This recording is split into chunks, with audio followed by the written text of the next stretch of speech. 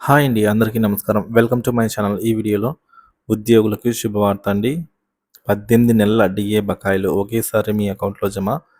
పూర్తి వివరాలైతే వీడియోలో తెలుసుకుందాం. వీడియోని ఎక్కడే గాని స్కిప్ చేయకుండా ఎండ్ వరకు చూడండి. అప్పుడే ఇన్ఫర్మేషన్ పూర్తిగా అర్థమవుతుంది.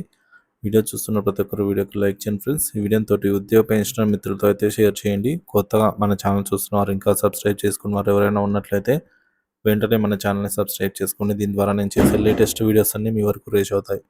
ఇక ఆలస్యం చేయకుండా వివరాల్లోకి అయితే వెళ్ళిపోదాము. ఫ్రెండ్స్, ప్రభుత్వ ఉద్యోగులకి శుభవార్త. 18 నెలల డిఏ బకాయిల క్లియర్. కేంద్ర ప్రభుత్వం ఇటీవల ఉద్యోగులకు మంచి వార్తను అందించింది. 18 నెలల డిఏ బకాయిలను క్లియర్ చేయాలని ప్రకటించడం ద్వారా లక్షలాది మంది ఉద్యోగులకు, పెన్షనర్లకు ప్రయోజనం చేకూరనుంది. ఈ చర్య ఉద్యోగుల చిరకాల డిమాండ్లను నెరవేర్చడమే కాకుండా వారి ఆర్థిక పరిస్థితులను మెరుగుపరిచేందుకు తోడ్పడనుంది. డిఏ బకాయిలు అంటే ఏమిటి? డిఏ అంటే డియర్నెస్ అలవెన్స్. ఇది ద్రవ్యోల్బణం ప్రభావం నుంచి ఉపశమనం కల్పించడానికి ప్రభుత్వ ఉద్యోగులు, పెన్షనర్లకు ఇచ్చే ఆర్థిక సహాయము. ఇది ఎలా లెక్కించబడుతుందంటే, ఇది వారి మూల వేతనం బేసిక్ పే మీద ఒక శాతం రూపంలో అంటే పర్సంటేజ్ ఆధారంగా లెక్కించబడుతుంది. ప్రతి ఆర్థిక సంవత్సరంలో ద్రవ్యోల్బణం పెరుగుదల ఆధారంగా డిఏ అనేది ప్రతి సంవత్సరానికి 2 సార్లు పెంచుతారనమాట. జనవరి మరియు జూలై నెలల్లో. డిఏ బకాయిలు ఎందుకు తలెత్తుతాయంటే, డిఏ పెంపు నిర్ణయాలు ఆలస్యంగా డిఏ ప్రకటనలు ఆలస్యంగా అమల్లోకి వచ్చినప్పుడు, లేదా గతం నుంచి అమల్లోకి తీసుకురావడం వల్ల తలెత్తే సమస్య ఈ బకాయిలు. ఈసారి డిఏ బకాయిల వివరాలు. ప్రభుత్వం ఈసారి జనవరి 2023 నుంచి జూన్ 2024 వరకు మొత్తం 18 నెలల డిఏ బకాయిలు క్లియర్ చేయాలని అయితే నిర్ణయించింది. డిఏ పెంపు వెసులు. జనవరి 2023లో 4% డిఏను ప్రకటించింది. జూలై 2023లో 4%. జనవరి 2024లో మనకు 4%.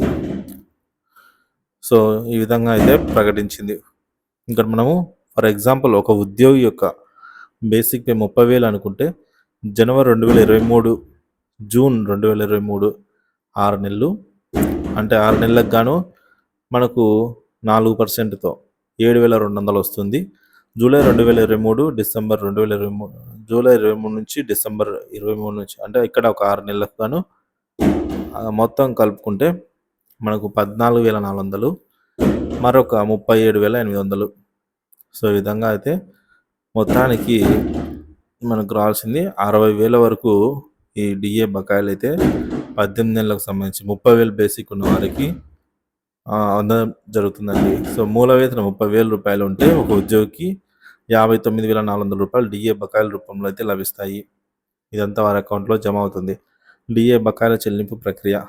ఏక మొత్తం చెల్లింపు. డిఏ బకాయిలను ఒకేసారి చెల్లించడం జరుగుతుంది. బ్యాంక్ ఖాతాలో జమ. ఈ మొత్తాన్ని నేరుగా ఉద్యోగుల బ్యాంక్ ఖాతాల్లో జమ చేయడానికి public financial management system PFMS ద్వారా అయితే పంపబడుతుంది. చెల్లింపు ప్రక్రియ ప్రారంభం.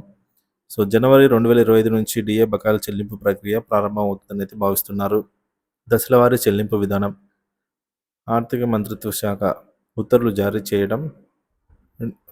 ఈ విధంగా విభాగాల వారీగా లెక్కలు తీర్చి ధృవీకరణ. మొత్తం పేమెంట్ డేటా అందించి ఖాతాల్లో జమ. డిఏ బకాయిల ప్రయోజనాలు. ఉద్యోగులకు ఆర్థిక పరిస్థితి మెరుగుపడుతుంది. దీనివల్ల మరో ప్రయోజనం, బకాయిలు లభించడం వల్ల వారి ఖర్చు సామర్థ్యం పెరుగుతుంది. సమాజంపై ప్రభావం. డబ్బు ప్రబలంగా వ్యవస్థలో ప్రవహించడం వల్ల ఆర్థిక వ్యవస్థపై కూడా సానుకూల ప్రభావం ఉంటుంది. పొదుపు మరియు పెట్టుబడులు. కొంతమంది ఉద్యోగులు ఈ మొత్తాలను పొదుపు లేదా పెట్టుబడుల కోసం కూడా ఉపయోగించవచ్చు. రుణం చెల్లింపులు. రుణాలు ఉన్న ఉద్యోగులు తమ రుణాలను చెల్లించేందుకు కూడా సర్దుబాటు చేసుకోగలరు ఈ అమౌంట్తో. ఈ నిర్ణయం వెనుక కారణాలు. ఉద్యోగుల డిమాండ్లు. ఉద్యోగుల పట్ల నిబద్ధత చూపాలని వారికి చిరకాల డిమాండ్లను పరిష్కరించడమే ఈ నిర్ణయం వెనుక ప్రధాన కారణం. ద్రవ్యోల్బణం ప్రభావం తగ్గించడం. పెరుగుతున్న ద్రవ్యోల్బణంతో ఉద్యోగ పెన్షన్లు ఎదుర్కొంటున్న ఆర్థిక ఒత్తిడిని తగ్గించడం.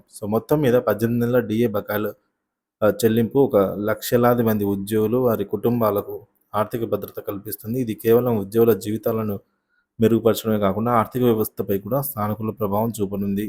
ప్రభుత్వం తీసుకున్న ఈ నిర్ణయం ఉద్యోగుల ఆర్థికంగా బలపరచడంలో కీలకమైన అడుగుగా నిలిచే అవకాశము ఉంది అనేది చెప్పవచ్చు.